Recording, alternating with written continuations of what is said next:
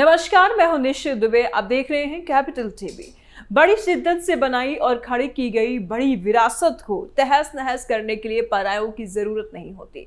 अपने और अपनों के चंद षड्यंत्रकारी नए बने अपने ही काफी होते हैं। हैरानी तो तब होती है जब जिसकी वजह से पहचान होती है, जिसकी वजह से वजूद होता है, उस पहचान उस वजूद के निशाने को बहकावे में आकर के मिटाने और हटाने पर अपने ही आमादा हो जाते हैं।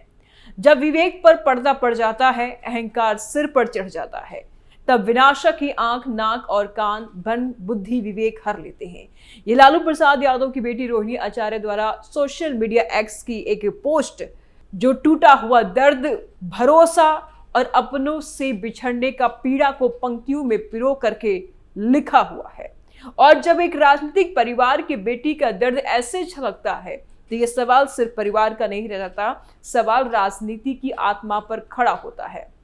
रोहिणी आचार्य, जिन्होंने बिना किसी का नाम लिए लेकिन बेहद साफ शब्दों में अपने ही भाई तेजस्वी यादव की कार्यशैली और फैसलों पर तीखा प्रहार किया है, आज चर्चा के केंद्र में। यह कोई भावुक बहन का दर्द नहीं है या उस विरासत की चिंता है जिसने बनाने में दशकों लगे और जिसे बदलने की हड़बड़ी ही कहीं मिटाने की कोशिश तो नहीं हो रही है।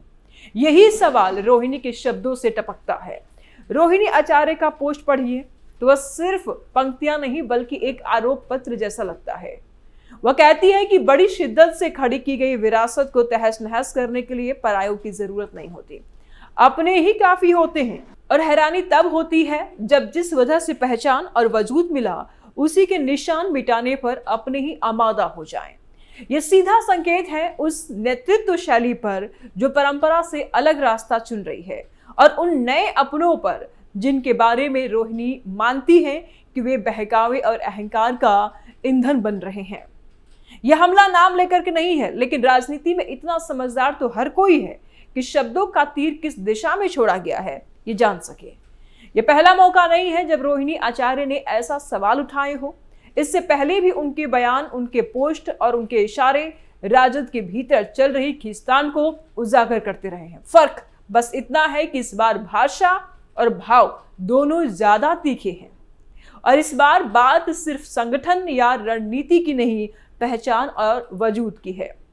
और जब कोई नेता या नेता का परिवार का सदस्य वजूद शब्द का इस्तेमाल करता है तो यह साफ हो जाता है कि असहमति गहरी है।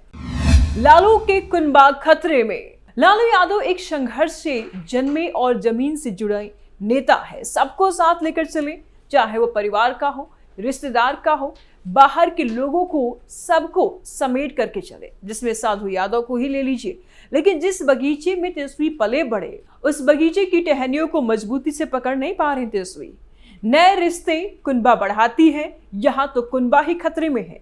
रोहिणी के इस पोस्ट से राजनीति पर असर भी पड़ेगा, और बड़ा असर की बात करें तो यह बयान ऐसे वक्त आया है जब तेजस्वी यादव खुद को नए दौर के नेता के तौर पर स्थापित करने की कोशिश में है। नई टीम, नया अंदाज, नई भाषा, लेकिन रोहिणी का हमला यही सवाल खड़ा करता है कि क्या यह नया रास्ता पुरानी जड़ों को काट करके बनाया जा रहा है? क्या सत्ता की जल्दबाजी में विचारधारा और विरासत को बोझ समझा जाने लगा है? रोहिणी के शब्दों में अहंकार और बहकावा यूं ही नहीं आए हैं। यह उस शिकायत की तरफ इशारा करता है कि फैसले अब सामूहिक समझ से नहीं, कुछ गिने चुने प्रभावों में लिए जा रहे हैं। आखिर किसके शिकार हुए तेजस्वी? यहाँ पारिवारिक कलह और राजनीतिक संघर्ष की रेखा धुंधली हो जाती है, क्योंकि यह परिवार सिर्फ एक परिवार नहीं, एक राजनीतिक प्रतीक है। जब उसी परिवार के भीतर से सवाल उठते हैं तो उनका असर पार्टी, कार्यकर्ता और वोटर तीनों पर पड़ता है। अब हाल के नतीजों को ही देख लीजिए। जनता के बीच भी दो तरह की प्रतिक्रियाएं हैं। एक वर्ग रोहिणी की बातों में ईमानदारी और चिंता देख रहा है, चाहे यह पोस्ट हो, चप्पल से मारने की रोहिणी की दावे हो, पहले भी आते रहे हैं। उसे लगता है कि यह अंदर की आवाज है जिसे दबाया जा रहा है। दूसरा वर्ग इसे निजी मतभेद मान करके कह रहा है कि राजनीति को परिवार के ड्राइंग रूम में नहीं लाना चाहिए, लेकिन राजनीति में जो दिखता है वही बिकता है, और आज जो दिख रहा है वह दरार है। सवाल यह भी है कि रोहिणी आखिर निशाना किस पर साध रही हैं? सिर्फ तेजस्वी यादव पर या उस पूरे सर्कल पर जो आज फैसलों को दिशा दे रहा है? नए बने अपने शब्द का जो शब्द यह इशारा करता है कि बात सिर्फ भाई बहन की नहीं है, बल्कि उन सलाहकारों, रणनीतिकारों और नए चेहरों की भी है जिन्हें रोहिणी परिवार और पार्टी की आत्मा से दूर मानती है। यह एक तरह से चेतावनी है कि अगर विवेक पर पर्दा पड़ा और अहंकार हावी रहा तो विनाशक ही आंख कान बन जाए। नहीं, मेरा कोई परिवार नहीं है। अब ये जाकर के आप संजय, रमेश, तेजस्वी यादव से पूछिए, मेरा कोई परिवार नहीं है। वही लोग निकाला है हमको परिवार से, क्योंकि रिस्पॉन्सिबिलिटी लेना नहीं है उनको। पूरा दुनिया बोल रहा है जो चाणक्य बनेगा तो चाणक्य से आप सवाल पूछिएगा। जब कार्यकर्ता चाणक्य से सवाल कर रहा है, पूरा देश दुनिया सवाल कर रहा है कि पार्टी का ये ऐसा हाल क्यों हुआ। अब जब संजय, रमेश, इन लोग का नाम लीजिए तो आपको घर से निकाल दिया जाएगा, आपको बदनाम किया जाएगा, आपको गाली दिलवाया जाएगा। जब रोहिणी की एक ट्वीट आई कि उन्हें चप्पलों से पीटा गया, तब जनता के मन में काफी चोट पहुंचा, क्योंकि जनता रोहिणी को पिता को किडनी देने वाली मसीहा बेटी की छवि बना रखी थी अपने मन में। उसी बेटी को कोई चोट पहुंचाए तो जनता को पसंद नहीं आया। ट्वीट में रोहिणी ने बेहद भावुक शब्दों में बताया कि कैसे उन्हें अपमानित किया गया, कैसे उन्हें गालियां दी गई और कैसे उन पर चप्पलें उठाई गई। रोहिणी ने लिखा कि एक बेटी, बहन, माँ और एक शादीशुदा महिला होने के बावजूद उन्हें बेइज्जती सहनी पड़ी, क्योंकि उन्होंने आत्मसम्मान से समझौता नहीं किया और सच का समर्पण नहीं किया। रोहिणी के इस ट्वीट ने उनके संघर्ष और गहरी वेदना को उजागर कर दिया, जिससे एक बार फिर ये सवाल उठ गया कि आखिर उनके परिवार के भीतर क्या चल रहा है। अपने ट्वीट में रोहिणी ने कहा कि मजबूरी में उन्हें अपने रोते हुए माता पिता और बहनों को छोड़कर जाना पड़ा।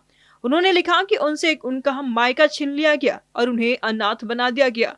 रोहिणी का यह बयान न केवल चौंकाने वाला था, बल्कि यह संकेत देता था कि परिवार में गंभीर मतभेद है और तनाव का माहौल है।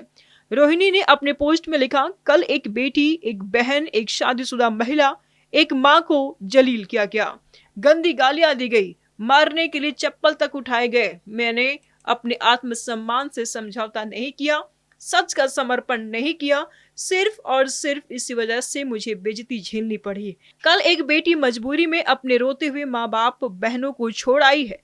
मुझसे मेरा मायका छुड़वाया, मुझे अनाथ बना दिया गया। आप सब मेरे इस रास्ते कभी ना चले। किसी के घर में रोहिणी जैसी बेटी, बहन पैदा ना हो। तब ये बिहार की महिलाओं को काफी चोट पहुंचाई। जनता को लगता है कि यह रोहिणी की अंदर की आवाज है जिसे दबाया जा रहा था। आगे रोहिणी आचार्य क्या करेंगी? अब सवाल उठता है कि आगे रोहिणी आचार्य क्या करने वाली है। क्या यह सिर्फ सोशल मीडिया तक सीमित रहेगा या वह और खुलकर बात करेंगी? क्या वह संगठन के भीतर अपनी बात रखने की कोशिश करेंगी या जनता के बीच, या फिर यह एक लंबी साइलेंट पॉलिटिक्स की शुरुआत है जहां हर पोस्ट एक दबाव बनेगा? अगर रोहिणी ने सक्रिय राजनीति में कदम रखा है तो यह तेजस्वी यादव के लिए सबसे बड़ी चुनौती होगी, क्योंकि यह चुनौती विपक्ष से नहीं, घर के भीतर से आएगी। तेजस्वी यादव पर आरोप क्यों लग रहा है, इसका जवाब भी इसी में छुपा है।